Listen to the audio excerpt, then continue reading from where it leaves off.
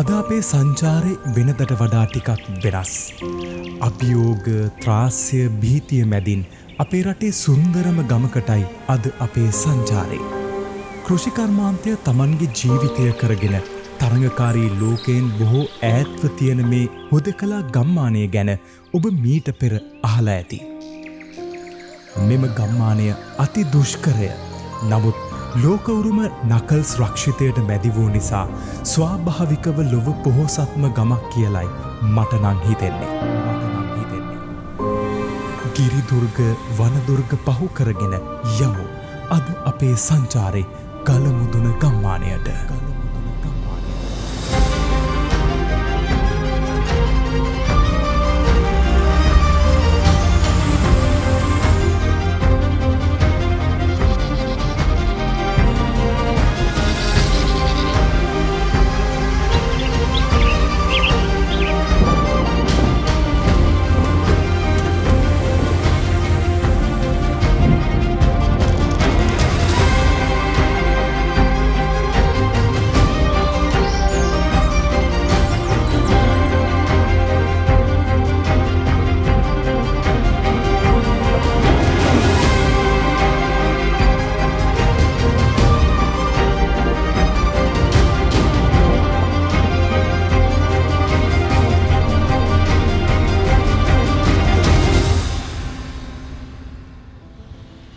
අයිබෝන් අද අපි ඉන්නේ ලංකාවේ මධ්‍යම පළාතේ මහනුවර දිස්ත්‍රික්කේ.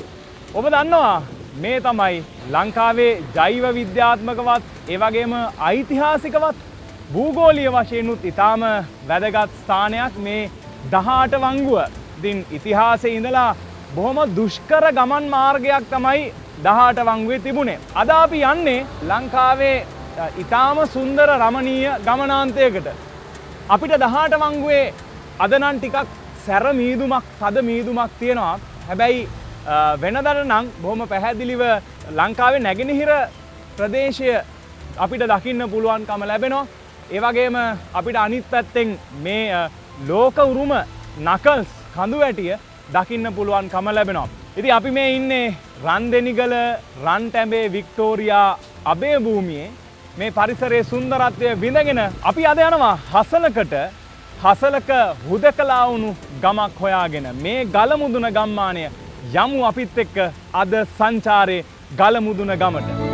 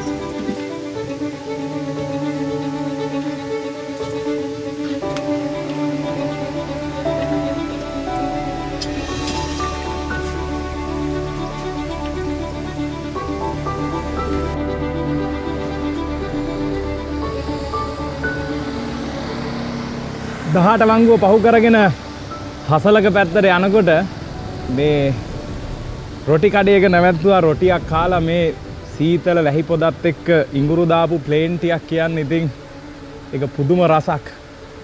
මේ දේශගුණය, කාලගුණය, පරිසරයත් එක්ක මේවායේ රහ වැඩි වෙනවා.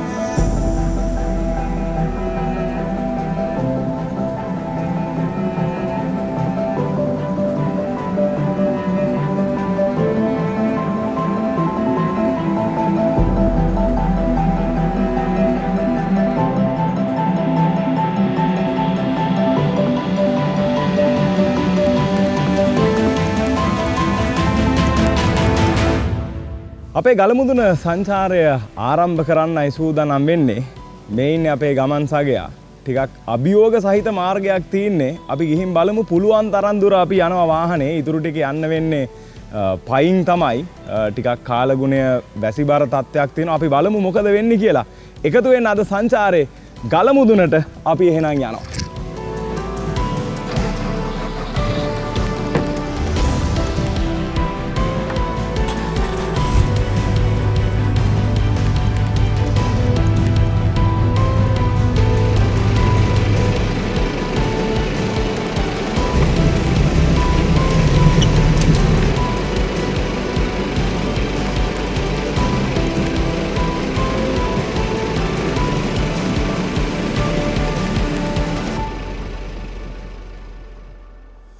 අපි මේ වාහනේ එන්න පුළුවන් අන්තිම ස්ථානයට වෙනකන් ආවා මේ දුම්ගොල්ල.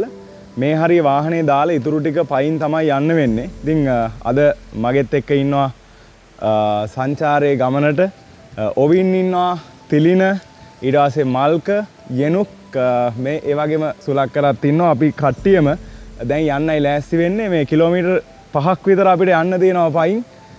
ගිරි දුර්ග, වන දුර්ග මේ ඔක්කොම ජයගෙන අපි ගලමුදුන ගමට යන්නයි ලෑස්ති වෙන්නේ. එහෙනම් යන් අපේ අද සංචාරේ ගලමුදුන ගමට.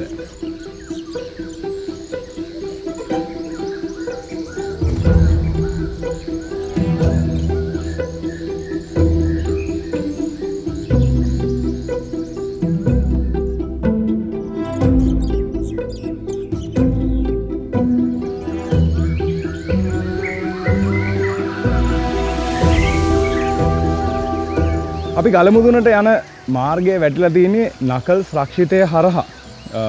ස්වභාව සෞන්දර්යය පිරිච්ච ගස් කොළන් මේ තින්වල සුන්දරත්වය විඳගෙන තමයි මේ පාරේ යන්න තියෙන්නේ. මේ පාරේ අපි ආපු වාහනේට යන්න සමහර තැන්වල ටිකක් අපහසුයි. මොකද මේ අර නායකයන් පස්සේ පොඩි වෙනස්කම් වෙලා තිනවා. ගස් වැටිලා ඊට පස්සේ සමහර තැන් හොදගෙන ගිහිල්ලා පුංචි අපහසුතා ඒ වගේ වාහනයකට යන්න. ඉතින් ඒක නිසා අපි කිලෝමීටර් 5ක විතර ගමනක් තියෙනවා පයින් අපිට යන්න.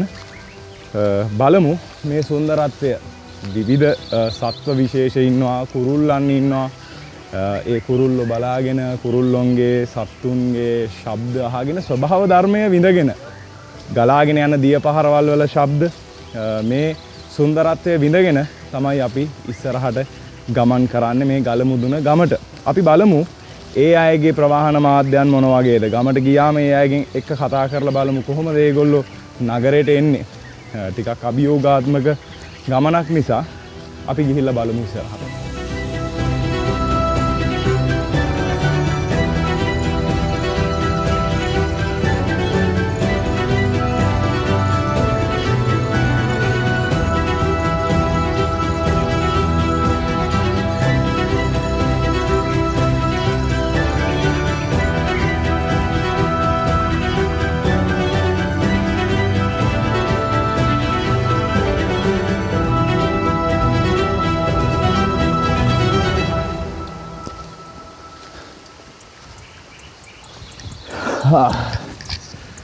ටිකක් මහන්සි ගමනක්. මේ අපි ශීඝ්‍ර නැග්මක ඉන්නේ.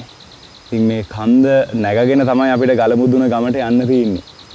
හැබැයි මේ ඔක්කොම මහන්සිය අමතක වෙනවා මේ ස්වභාව ධර්මය අපිට දෙන සහයෝගයට. සිසිලස දාඩිය දානවා. හැබැයි හරි වටපිටාව සිසිලසයි. ඒ වගේම හුස්ම ගන්න ටික හරි පිරිසිදු වාතය, ඇහැට හරි ප්‍රියයි, කොළ පැහැති පරිසරය, විවිධ සත්ව කොට්ටාස අපි අර කිව්වා වගේ දකින්න. රූස ගස්, මේව දිහා බලාගෙන මේ කන්ද නැගගෙන ඉහළට යන්නේක ගතට වෙහෙස වුණාට හිතට හරි සනීපයි ඇත්තටම.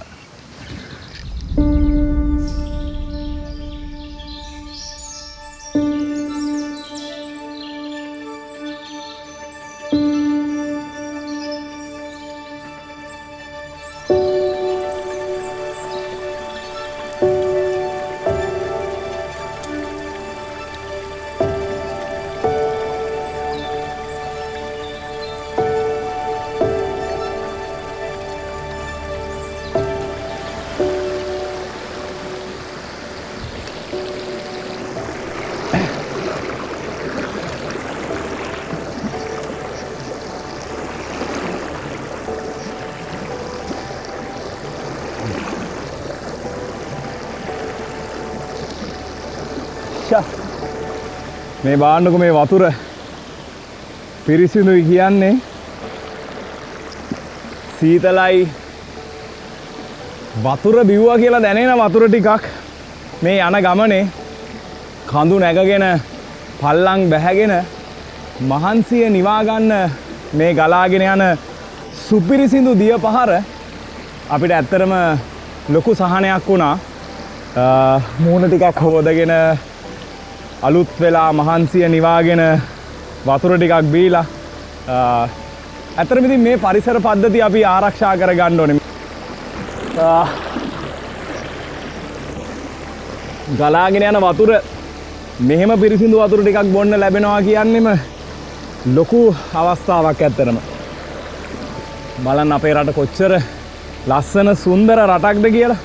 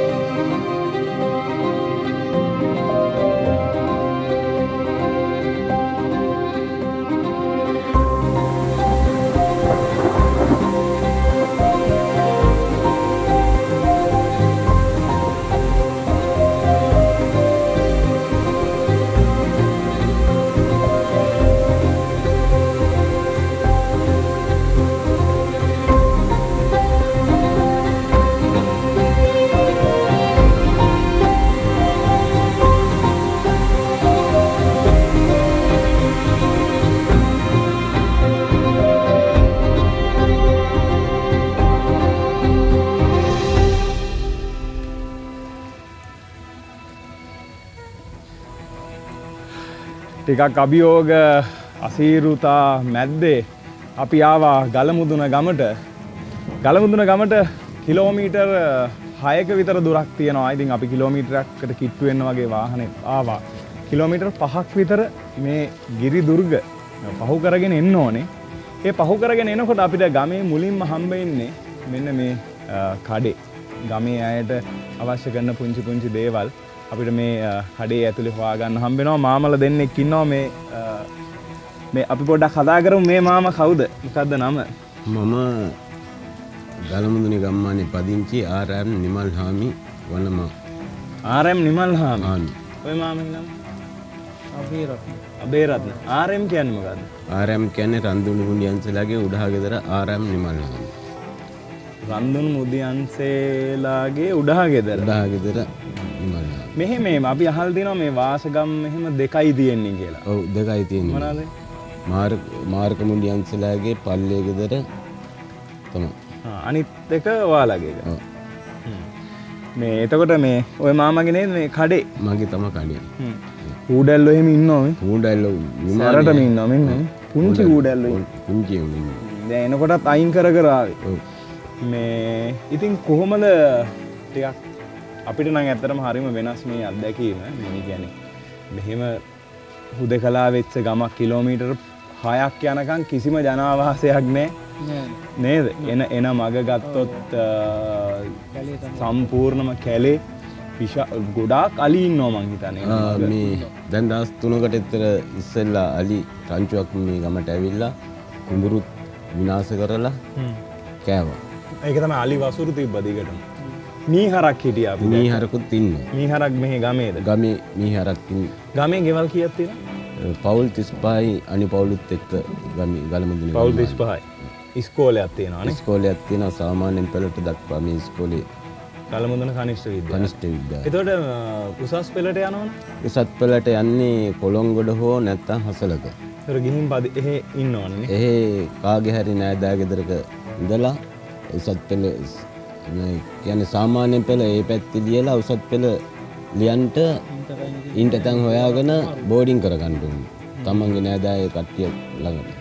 ඔයාලා පහලට යන්නේ කොච්චර කාලයකට වතාවක්ද? සතියකට පාරක් අනිවාර්යයෙන්ම යනවා කොළොංගොඩ පොළ තියෙනවා. පොළට ගිහිල්ලා ඒ සතියට උමනා බඩු ටික අරන් අයත් ගම්මානෙටම පිවිදෙනවා. මෙහි මොනවද වගා කරන්නේ? මෙහි වීගොයිතන වගා කරනවා. තව මිරිස් වගේ හිටවනවා. අනිත් ද්‍රව්‍ය ගන්න තමයි යන්න ඕනේ නේ. නැත්තම් මෙහි එළවලු ඒ ටික තියෙනවා. එළවලු තියෙනවද? එළවලුත් සාමාන්‍යයෙන් හදා ගන්නවා.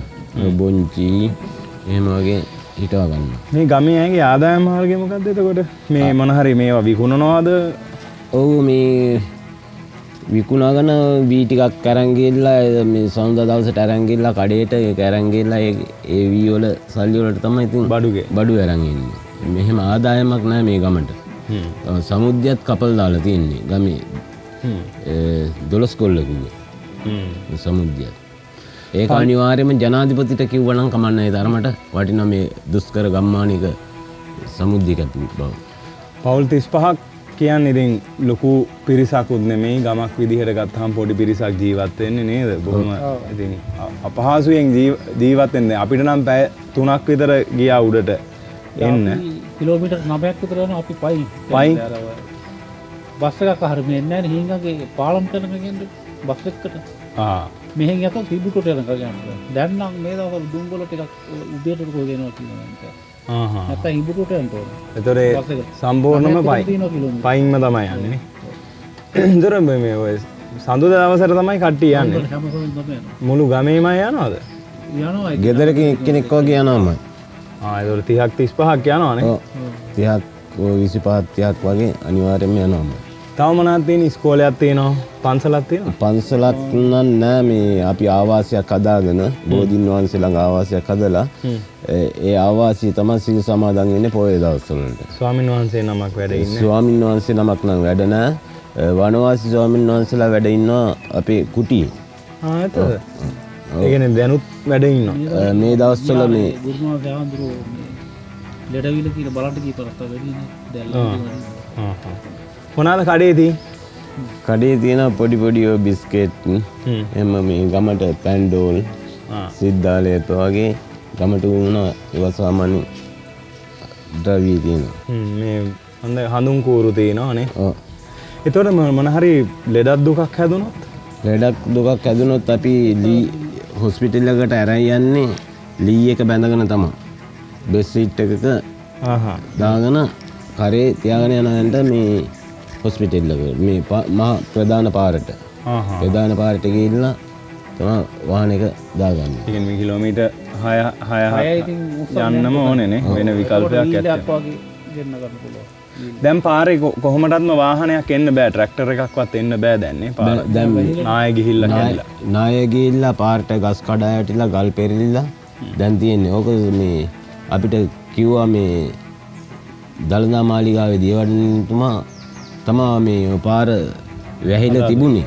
වැහිලා තිබුණේ දියවඩනතුමා. වැහිලා තිබුණේ පාණු දාලා තරණ මැෂින් එකක් හිටන් ගිහලා වාහන දෙක තුනක් ගෙනත් උතර පතකොල්ල හදාවුවා. ඒ පස්සේ තමයි ආයෙම හොදාගන්නවා ඉන්නේ. මේ ඉස්සර මොකක්වත් එන්නේ නාය ගියේකින් එහෙම දෙයියන්ගේ පිටිටයි නේද? කරදරයක් වුණේ නැහැ. ගමට නම් කරදරයක් වුණේ නැහැ දැනට වෙනකම්ම. ඒතර දැන් ඔයාලට ඒ දවස් ටිකේ පල්ලෙහාට යන්න පුළුවන්කමක් තිබුණාද? ඔය වගේ සතියකට පාරක් ගියා. ඒත් ගියා. බයක් දැනුනේ නැහැ. බයක් එහෙම නැහැ. ඉතින් මේ ගමේ යන්න බෑ. මේ ආපු පාර තමයි අපි මේ පාරවල් දෙකක් තියෙනවා යන්න. එතකොට දැන් මේ වෙයින් අයින් වෙන්න එහෙම කියලා මොනවද කිව්වද නැහැ? කිව්වේ නැහැ. එහෙම නැහැ. ඔයාලා බය නැතුව ඉන්නවා නේද? එහෙම කියන්නේ නෑ. ඔය පාර හදනවා කියලා තමයි කියන්නේ. විතරම කියනවා හදයිද නැති. අපි මේ කහට එකක් එහෙම බීලා මොන හරි කාලා ගමේ අසිරියත් බලලා පල්ලෙහාට යන්නත් ඕනේ. අපි චුට්ටක් ගමේ ඇවිදින්නත් ඕනේ. එහෙනම් අපි හම්බෙමු. බොහොම ස්තුතියි මාමල දෙන්න. පාටක්වත් නෑ.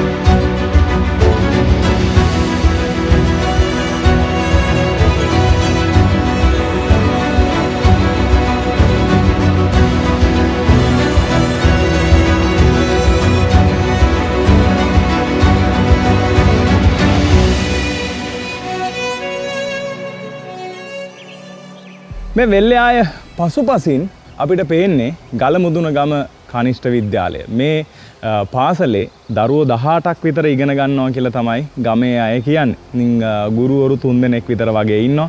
ඒ අය සතිය දවස්වලට ඇවිල්ලා සතිය දවස් 5 දරුවන්ට ඉගැන්වීම් කටයුතු කළා. නැවත තමන්ගේ ගම්බිම් බලා පහලට යනවා. ඉතින් හරිම රමණීය පරිසරයක් බලන්න මේ කුඹුරු යායක් එක්ක පාසල් ජීවිතයක් කියන්නේ මොන තරම්නම් නිස්කලංකද මේ පරිසරය විඳින්න සමාජයේ තියෙන ප්‍රශ්න කිසිවක් මේ ගමේ අය තමන්ගේ මනසට ගන්නෙත් නැහැ. බොහෝ වෙලාවට ඒ අය දන්නෙත් නැහැ. සමාජයත් එක්ක තියෙන සම්බන්ධතාවය බොහොම අඩුයි. ඉතින් නගරේ ජීවත් වෙන අයට වඩා ඊටාම සැහැල්ලුවෙන් බොහොම හොඳින් ජීවත් වෙනවා. දුෂ්කරතාවයක් තියෙනවා. හැබැයි ස්වභාව ධර්මයේ මේ සෞන්දර්යයේ තියෙන ගුණාංග 100% මේ අයට විඳින්න පුළුවන්. වස විස නැති ආහාර, ඒ වගේම මේ වාතය, පිරිසිදු ජලය මේ සියල්ල විඳින්න ඒ අයට පුළුවන්කම තියෙනවා. ගමේ පවුල් 35ක් විතර මේ වෙනකොට ජීවත් වෙනවා. මේ ගමට අවශ්‍ය කරන විදුලිය දෙන්න පහුගිය කාලේ ව්‍යාපෘතියක් සිද්ධ කළා. ඒ අනුව සෝලාර් සිස්ටම් එකක් සූර්ය බලය පාවිච්චි කරලා ගමට විදුලිය දීලා තියෙනවා. ඉතින් දවස පුරා බොහොම සීමිත විදුලියක් තමයි හැබැයි හම්බෙන්නේ. ඉතින් ඒ අයගේ දෛනික වැඩ කටයුතු ටික කරගෙන යන්න පුංචි බල්බ් එකක් දාලා ඒ අවශ්‍ය දේවල් ටික කරගෙන යන්න මේ විදුලිය ප්‍රමාණවත් කියලා තමයි ගමේ අය කියන්නේ. ඉතින් අපිටත් නාගරික පරිසරයෙන් මිදිලා මේ වගේ ගමකට කිලෝමීටර් 5ක් 6ක් විතර කඳු මුදුනකට ඇවිල්ලා මේ ජීවත් වෙන ගමේ අයත් එක්ක කතා කරාම අපේ හිත් පවා නිවිලා යනවා. පුදුම නිස්කලංක බවක්, ඒ වගේම පුදුම සනීපයක් හිතට වගේම ගතටත් අපිට දැනෙනවා.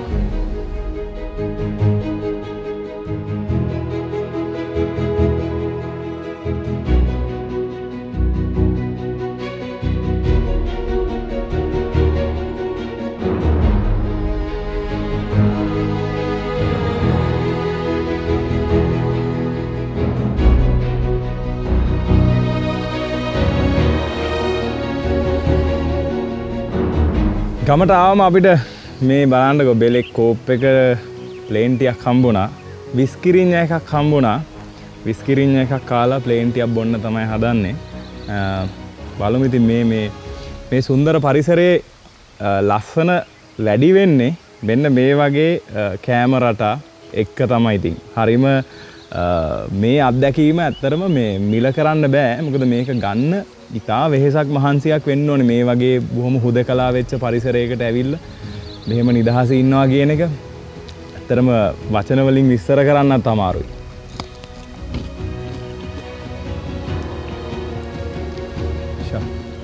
නියම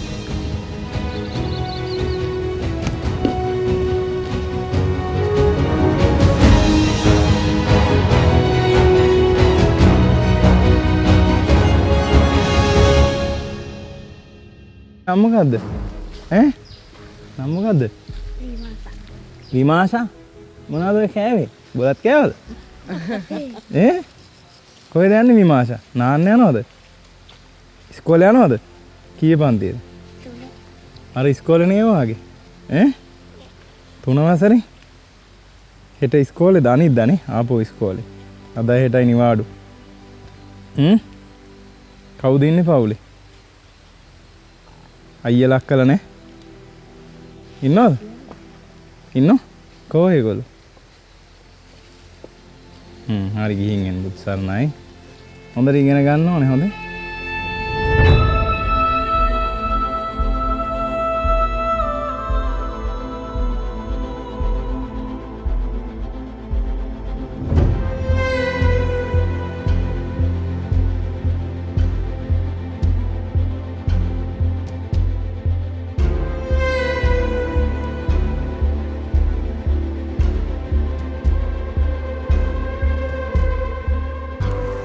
ඔයාගේ නම මොකද්ද? ඇහුන්නේ නැහැ. චාමික. කී වසරේද? 2 වසරේ. අද නිවාඩුනේ. මොනා කන්නේ ඔය? අපි යනවා හොනේ. පුතේ. බයි. අපි අද ගලමුදුන ගම සංචාරය අවසන් කරන්නයි සූදානම් වෙන්නේ. මේ සංචාරය අපේ පෙර සංචාරයන්ට වඩා ඉතාම අභියෝගාත්මක සංචාරයක් වුණා. අපහසු ගමනක්. ඉතින් පැය 3ක් විතර අපි කිව්වා පයින් එන්න ඕනි කියලා. ඒ එන ගමනත් ඒ කියන තරම් පහසු ගමනක් නෙමෙයි. මොකද මේ ගිරි දුර්ග මාර්ග වල තියෙන අපහසුතා, ජල පහරවල් ගලාගෙන යන තැන්. ඉතින් මේවා පහු කරගෙන අපි කොහොම හරි ගලමුදුන ගමට ආවා. ඉතින් ඇතරම මේ ගමේ අය මේ තමන්ට නගරයට යන්න කිලෝමීටර් 5ක් තමන්ට හම්බෙන පළවෙනි ගමට ගියාට බස් එකක් පොදු ප්‍රවාහන සේවයක් හම්බෙන්න නම් කිලෝමීටර් 10ක් පයින් යන්න ඕනි කියන එක තමයි ඒ අය කියන්නේ. ඉතින් ඊටාම අපහසුතා මැද තමයි ඒ අය මේ ගමේ ජීවත් වෙන්නේ. හැබැයි ඒ අය ජීවත් වෙන්නේ හරි සුන්දර ගමක. අපේ රටේ සුන්දරත්වය මැනවින්ම කියන ගමක් කියලා මං හිතනවා මේ ගලමුදුන ගම. මේ හුදකලා ගම්මානය අපේ ජීවිතවලට බොහොම සමීප වෙන්නේ මේ ස්ථානයට ආවම. මේ අපි කැමති පරිසරයයි මේ ගම් ඇතුලේ තියෙන්නේ. ඉතින් ඒ අය බොහොම වාසනාවන්තයි එක පැත්තකින්. ස්වභාව ධර්මයත් එක්ක ඒ අය එකතු වෙලා මේ ජීවිත හටන ඉදිරියට අරගෙන යනවා. ඒක හරි සුන්දරයි. ඉතින් ඒ අයගේ මේ සුන්දර ජීවිත කතා ගැන තමයි අද අපි සංචාරයෙන් කතා කළේ. අපි අද ගලමුදුන ගමෙන් සමුගන්නයි සූදානම් වෙන්නේ. ඊළඟ සංචාරයෙන් හමු වෙමු. ගිහින් එන්න ජය වේවා.